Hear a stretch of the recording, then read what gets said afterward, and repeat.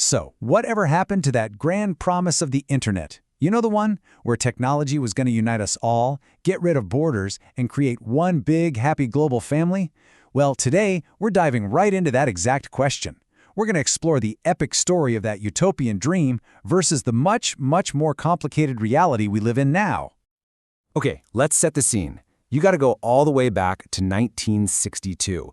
This is way before the internet as we know it even existed. A media theorist named Marshall McLuhan had this incredible vision.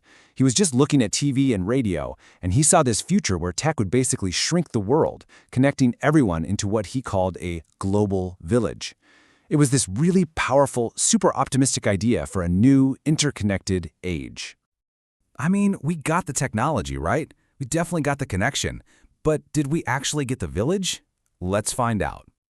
All right, so first, let's really unpack that original dream. The idea was simple and, honestly, pretty beautiful. Technology was going to bring all of us closer. So what did McLuhan really mean by global village? He pictured a world where information just moves instantly, completely dissolving the physical distances that kept us apart for all of human history. And it wasn't just about being fast. It was about creating a shared experience, a single global community. And wow, it's kind of wild how fast that vision seemed to be coming true. I mean, you go from McLuhan's idea in the 60s to the internet boom in the 90s, then you get these early social networks, and then bam, Facebook, YouTube, and suddenly smartphones put the entire village right in our pockets. Each step felt like we were building his global village, brick by digital brick. And the promise here? Oh, it was huge. We were told this new connectivity would mean instant communication with anyone, anywhere. It would lead to this beautiful real-time exchange of cultures and everyone would have access to information. It was going to empower social movements, create brand new economies. It really sounded like the perfect recipe for a more unified, smarter, and richer world. But you know how these stories go. There was a twist. Instead of one big village square for everyone, we start to see a whole lot of digital fences going up. And this is where you really see the clash, right? The dream was all about integration, cooperation, a shared culture. But the reality, as so much research now shows, is that we ended up with polarization and division.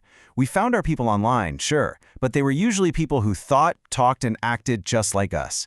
We built these digital tribes, these echo chambers. And here's the really ironic part. A lot of studies now argue that instead of breaking down all those barriers between us, our digital society actually made them stronger. It made us more aware of an us versus a them, and sometimes the tech actually amplified stereotypes instead of getting rid of them. And, you know, this kind of tribalism, it didn't take long for some really serious problems to pop up. The very same tools that were meant to connect us became perfect for spreading misinformation, for making political divides even deeper, and for creating new ways for people to harass each other. The dream was definitely starting to show its dark side. So, how in the world did we get here? How did this tool that was supposed to unite us end up, well, pulling us apart? The reasons are complicated, and they have to do with both the tech and with us. And really, this question gets right to the heart of the whole debate.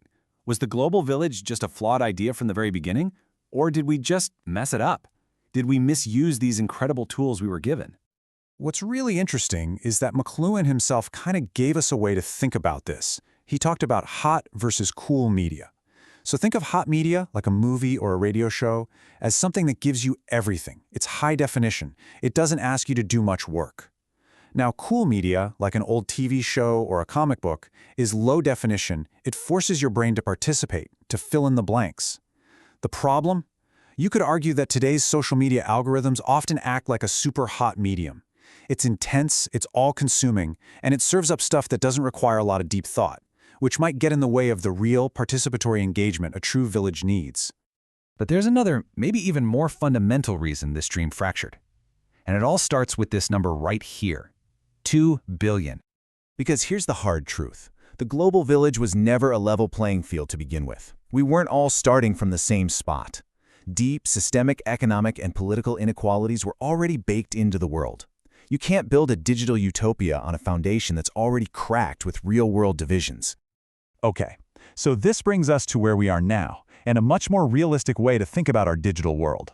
It's not really a village, but it's not just a bunch of warring tribes either. It's something in between. I think this quote from economist Bruce R. Scott is just so powerful. a gated community. It perfectly captures that feeling of both connection and exclusion, doesn't it? We can connect with anyone inside the gates, but there are these invisible barriers, economic, political, even algorithmic, that keep a lot of people out and keep many of us in our own little separate yards. So, in the end, the internet is just a giant paradox. It is this incredible place of global connection, where you can literally learn a new skill from a total stranger on the other side of the planet, and at the exact same time, it is a collection of walled-off, guarded communities that can be really hostile to outsiders. Both of those things are true. So we're going to leave you with this question to really think about. When you log on, who are you? Are you a citizen of the globe, a member of a very specific digital tribe? Or are we all becoming something totally new, something we don't even have a name for yet, just trying to navigate the messy reality of our global gated community? The answer to that, well, that's probably going to define what the internet becomes next.